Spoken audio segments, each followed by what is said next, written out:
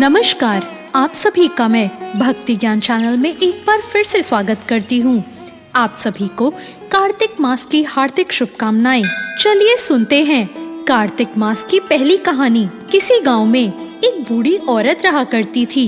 वो कार्तिक का व्रत रखा करती।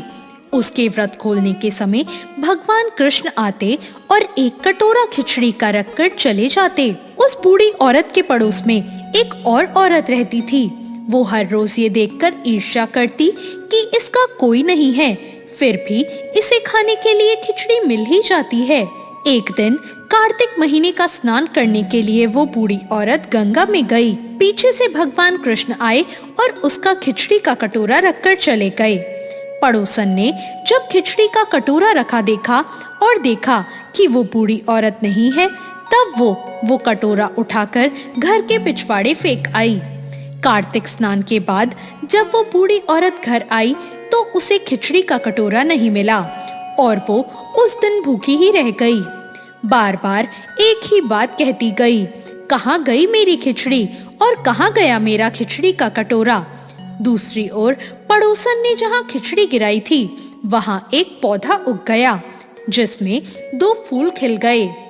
एक बार राजा उस ओर से निकला तो उसकी नजर उन 2 फूलों पर पड़ी और वो उन्हें तोड़कर अपने महल ले आया।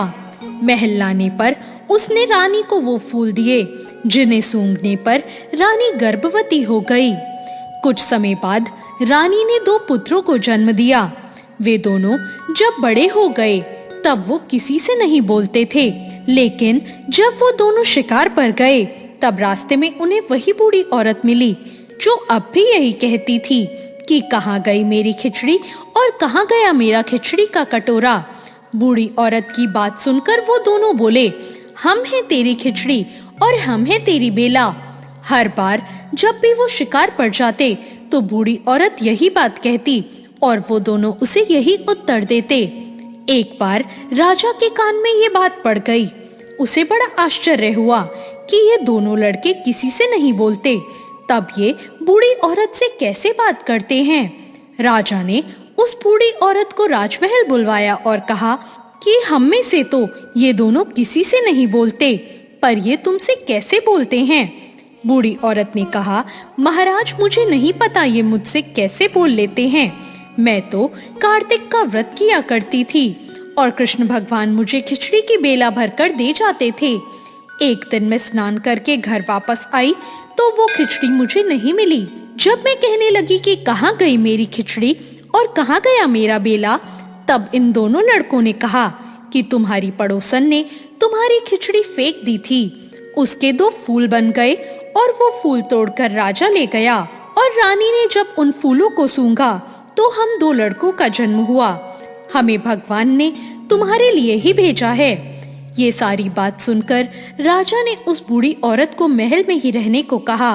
तब से वो बूढ़ी औरत उनके साथ महल में रहने लगी। हे कार्तिक महाराज, जैसे आपने उस बूढ़ी औरत की बात सुनी वैसे ही आप व्रत करने वालों की भी सुनना। तो ये थी कार्तिक मास की पहली कहानी। आपको ये कहानी कैसी लगी कमेंट करके जरूर बताएं। साथ ही और कहानियों के लिए मेरे चैनल भक्ति ज्ञान को सब्सक्राइब करना ना भूलें। धन्यवाद।